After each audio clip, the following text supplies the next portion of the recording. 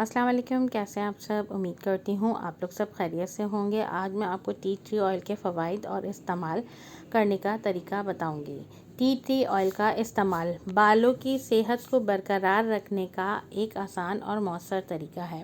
یہ سر کی جلد پر موجود بیکٹیریا کو ختم کرتا ہے اور بند مسام کھولتا ہے، جس سے بالوں کی نشو و نما کا عمل ممکن ہوتا ہے۔ اس تیل کا استعمال مساج کی صورت میں کیا جاتا ہے تاکہ یہ جڑوں میں پہنچ کر بالوں کو گرنے سے روک سکے، لیکن اس کا استعمال روزانہ استعمال ہونے والے شیمپو کے ساتھ بھی کیا جاتا ہے۔